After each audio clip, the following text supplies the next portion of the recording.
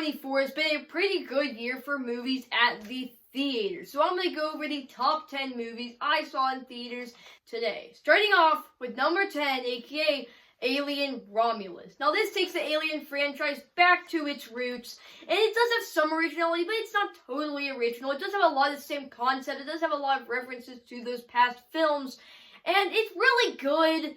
But it's not good enough or bad enough to move to any other spot, so it's going to stay comfortably at number 10. And moving on to number 9, we have Bad Boys Ride or Die. Now, this is the 4th installment in the franchise, and they still have it all these years later. The charisma of our leads, the humor, all of it still lands all these years later in the 4th installment. And even more than that, this has a lot of very stylized action sequences and the sequences in general. If you've seen any of my action movie reviews, you know I love action sequences. I love action movies. But I love when the director just adds a little bit of a stylization of their own to each of their movies and really puts their mark on a specific action sequence that really just screams that is their style of doing an action movie, and it just adds a little bit more to something that is probably already a great action sequence or a great sequence. And overall, I'm excited to see what else they're going to do with the Bad Boys franchise, because after all these years, they still got it. And coming in at number 8, Deadpool and Wolverine. Now, this is a superficially entertaining movie, because on its own, if you really think about a lot of things, it doesn't really work, because this movie is just a straight-up MCU cameo fest. That's what it is. It's just going into the theaters, preparing to see a lot of the characters and a lot of the actors you've seen in other previous movies that brings back a comfy sense of nostalgia. And that's what this movie does. When I first saw it, I absolutely loved it. And now looking back on it, yes, I still think it's really funny and everything, but it's not my favorite, being completely honest. But hey, it's still really good. Good enough to become number 8 on this list. And coming in at number 7, we have Gladiator 2. Now, this movie... Now, Gladiator 2. Now, this is... 3, 2, 1, go. Now, Ridley Scott came back to direct this almost like 24 years after the originals come out, and I still think he still has it. There is a tons of amazing action sequences, and now I don't think it was ever going to have a chance of comparing to the original, since that was just such a lightning in the bottle, such an amazing movie for when it came out. And it's still great all these years later. But this movie has Denzel Washington, has an amazing plot, great performances, and some really cool action sequences, making it into the number 7 spot. Moving on to number 6, we have a completely different movie. We have The Wild Robot. Now, this is just an amazing animated movie that's able to tell a beautiful story that all ages can enjoy, that works really well. Because most movies, animated movies that is now, they try to appeal to a certain audience, whoever that is. This movie doesn't try to do that. It just tries to appeal to everybody, to tell the story it's trying to tell, and make a very interesting and make a very well-written story with beautiful animation to also flow with that. And now we're going to move on to number 5, that being Saturday Night. Now this covers the first hour and a half leading up to the first episode of Saturday Night Live.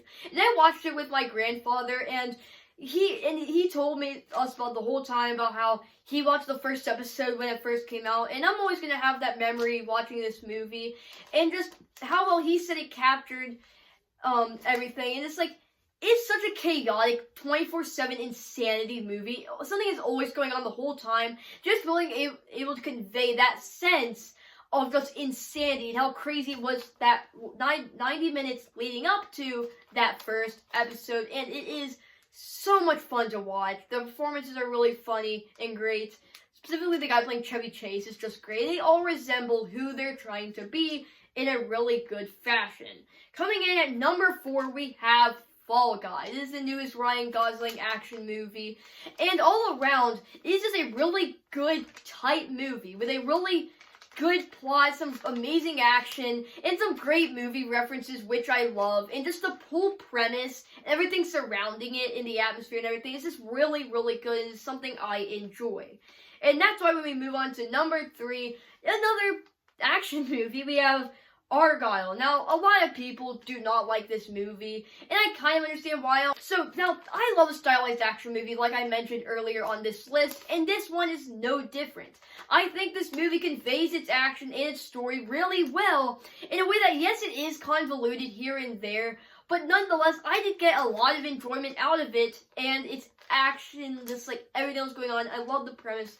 I love like everything it's trying to do. That was kind of confusing, but there's a lot of twists. It's kind of convoluted, but hey, it does drag here and there, but still, I really liked it. Coming in at number 2, Never Let Go. Now, this was an original movie about this family who lives in a cabin, 2 sons and a mother, and basically they have these ropes that are tied to the foundation of the home. So basically, whenever they go out hunting into the woods, the evil will not capture them and kill them.